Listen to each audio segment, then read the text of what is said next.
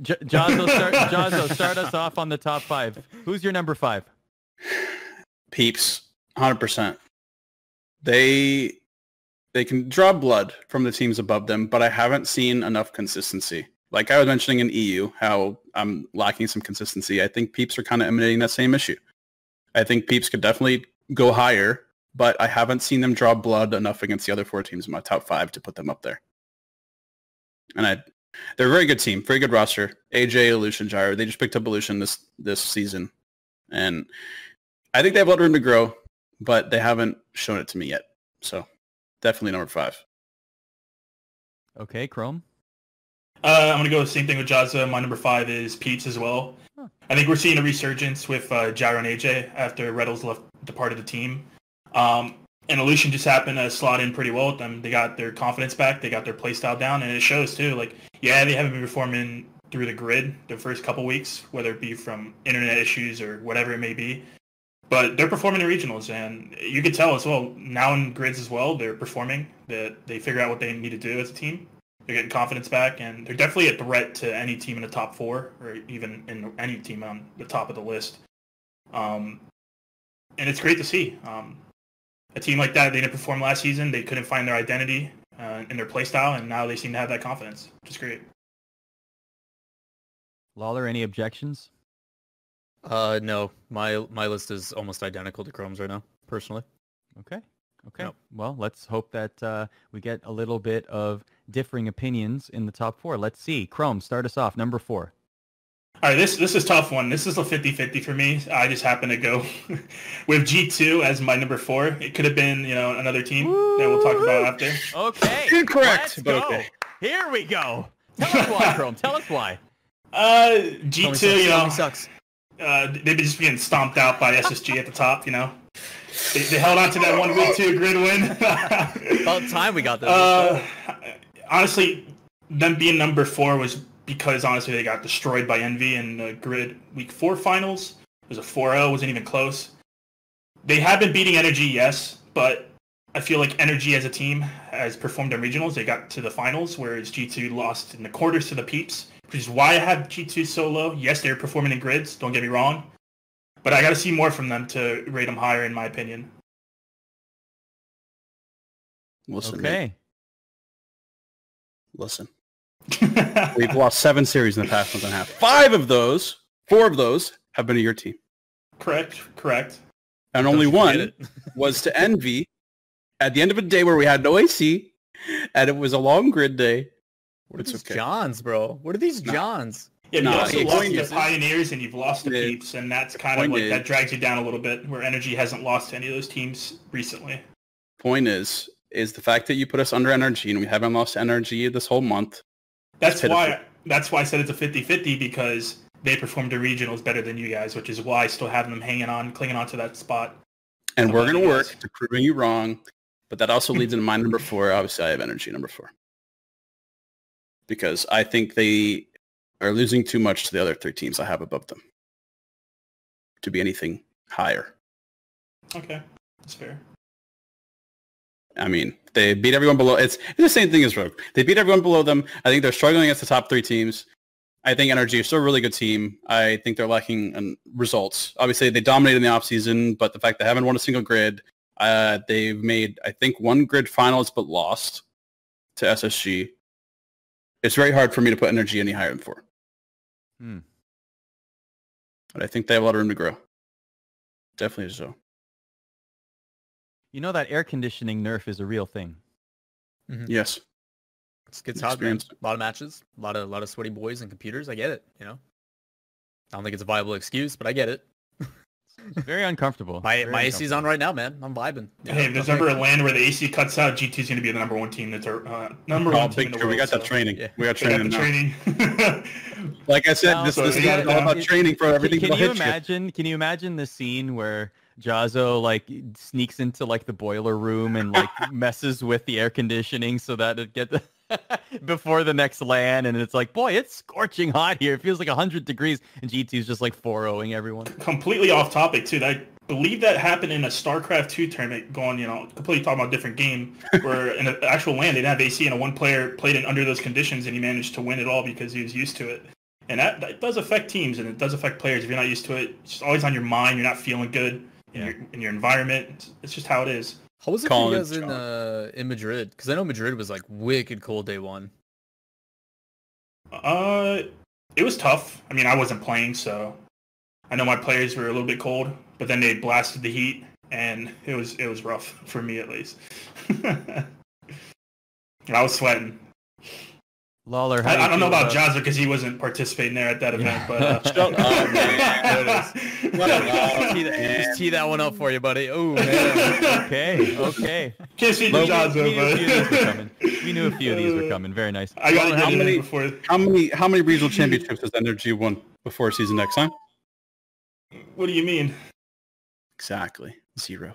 And this is when we just lean back and just enjoy the. Where's my bag of popcorn? That's what I need. I got some chips if you want some, man. Yeah, yes, you do.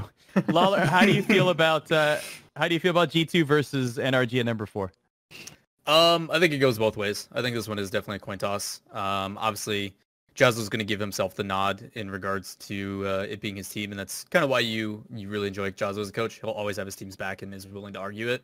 I personally would probably put G2 at 4, just due to certain results that I've been seeing and Energy's upside.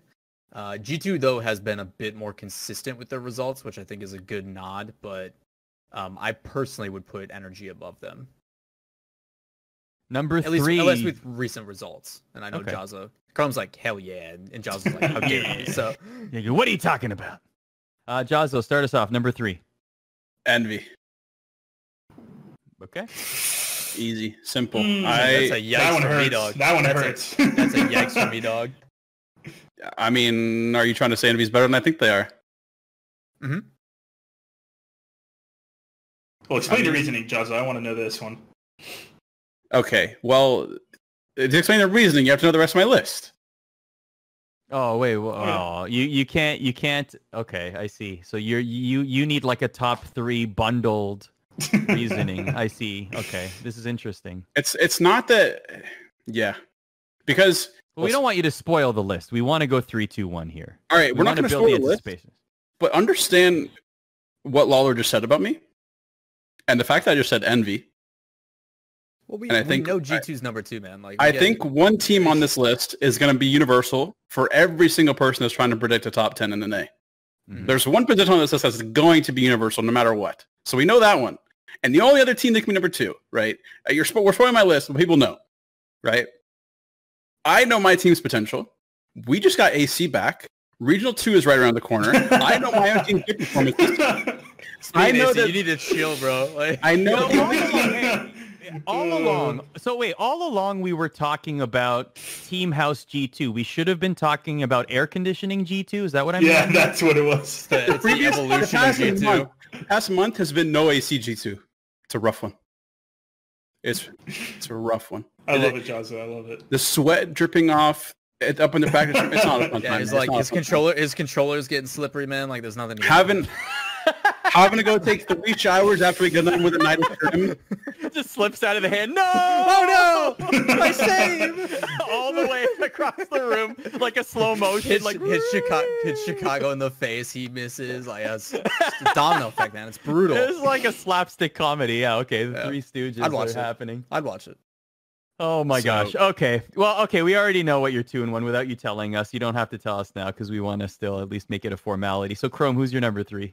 Kind of spoiled a little bit earlier, but I have Energy as number 3. Like I said, it was a 50-50 with G2. They've been losing to pretty much everyone above them, and they lost to G2 pretty much every grid so far that they've played.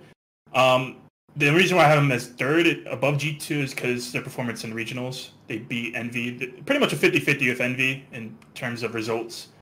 Outperformed G2 in regionals, made it to the finals.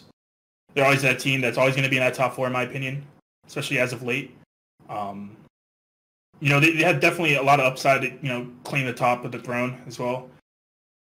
And I feel like they're in a period where they're trying to figure out their play style, and I think 3 sets them perfectly in my eyes right now, especially because of the recent grid results. Actually, that's one thing I'd like to ask both of you. we've had varying degrees of importance placed on grid results for these power rankings since we've started the show. How important, in your opinion, are grid results in particular when determining power rankings? Jahzo, let me start with you on that. For the top 5, super important. Because in NA, I don't know about EU, but in NA, the top 5 teams are having consistent results from grid to regional. Barring my team. We had 1 loss in regionals and we got top 8 instead of higher. But the other 14 in the top 5 are all consistently making playoffs, barring NRG from week 1 of the grid. And I put a lot of stock in it, not necessarily because the grid means a lot, but because the grid has a lot of synergy with how teams are ending up in the regionals. And I think we're going to see very similar things happen this second regional of NA. So it's not so much that the grid is important, it's that it's just very consistent in NA with the top 5 being top 5 and then everyone else being under. Chrome, what do you think? For me, I think the grid is incredibly important, especially going into regionals. It's going to be the thing you look at to see teams, and especially for the top 5, you always want to be at the top. And it's good to have a weekly power ranking to really assess who's really on top of their game. And grids, to me, going back to the offseason, they compare to like Codename Coverts, the Brawl, ESPN Invitational, those type of tournaments, but it's weekly. We get to see constant top teams performing, and that pressure is huge. And every team, especially the teams below the top 4, and not even in the top 10, this is your time to perform and try to get your results in, because it's going to help you in regionals when you're playing that switch stage and you're having your easier matches, or you're playing your energies first on, which you don't want to do. So grids are super important to me and my team. And I can honestly say the same for Jahzo as well as maybe every other team, that it's you cannot joke around when it comes to grids.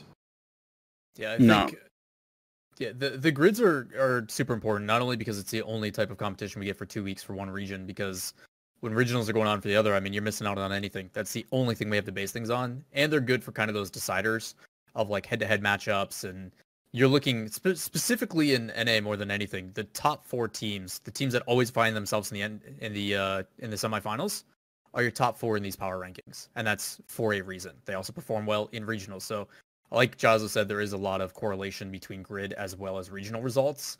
And for when we have a gap between the heavy heated stuff, the stuff that's weighted heavier in regionals, like what else are you supposed to base it upon? This is the most recent results. This is that you're seeing from week to week. The teams do continuously perform at that high level. So I do think the grid should have quite a bit of weight to it, but regionals is obviously going to always trump that. So the fact that we haven't seen NA play in a regional in 2 weeks, I think is a big deal. And then obviously things may adjust and make a pretty big shift with regionals starting up again here for North America. Technically today with open qualifiers and stuff. So when Saturday, Sunday hits, I think you're going to see a little bit more shifting in these power rankings possibly, but ultimately it comes down to strength of schedule too, because you're going from 32 to 16. So yeah, I think there should definitely be a little bit more weight in the grid than people are putting it. And I'm glad that obviously the guys at the top, like G2 and Space Station, obviously take it into consideration and don't take it lightly. It's not just a glorified scrim. This is $10,000 on the line. It's a good way to prove your team. The fact that Space Station has won 3 out of the 5, I think, is a really big deal. So again, I don't think it's something you can take lightly, and I'm glad that the guys at the top don't. Well, speaking of being at the top, I think we can do 1 and 2 together, since we probably all have a same united front on who number 1 is. Jahzo, why don't we start with you here? Give us your number 2 and number 1 back to back. G2 and number 2, SSG number 1, 100%. Obviously, I have my own team because I know the potential, and obviously SSG, like Oliver said, winning 3 out of 5 weeks, winning Regional 1. SSG number 1 is a no-brainer for just about every single person in North America that's paying any attention to Rocket League Esports in the past 3 weeks, and there's no question about it. And I'm surprised. Well, I'm not even surprised. I think this is the one time that Chrome can actually put his team where he's supposed to put them because it's uncontested. And the other time, I think Chrome was a little conservative with where he puts his own team. But yeah, 100%. Fair enough. Chrome? For me, I have NV at number 2, and obviously my team as number 1. Reason why I have G2 so low is they played NV for, I believe, the first time this grid in week 4, and they just got absolutely obliterated. It wasn't even close. NV has just been on a tear lately after their lackluster performance in regionals. They got 4-0'd by Energy, but ever since then, they've just been stomping out every team. They went on like a 20-game win streak in playoffs in week 4 and week 5, losing really only to us. And they've just been getting better and better. And that's, like, honestly, I probably would have had G2 at number 2 if G2 managed to beat Envy in week 4 grand finals, but it wasn't even close. And Envy's just been getting better and better, and it's just really impressive what they've been doing lately. Going into regionals too this coming weekend, they're going to be a team to look out for, and definitely on my radar as potential matchups in regionals. So, Jahzo, I asked this question after we see the full list, and just to break it down once again, Chrome has Space Station, NV, NRG, G2, and Peeps in the top 5. You, Jahzo, have Space Station, G2, NV, NRG, and Peeps as your top 5. I love to ask about the gap that exists between the number 1 team and the number 2 team. This is a great conversation for this particular episode because the number 1 team and number 2 team on your list happen to be represented on the show. So what would you say it would take for your team to occupy the number 1 spot? How much of a, I guess, fall would it take for Space Station to lose that number 1 spot right now in a power ranking?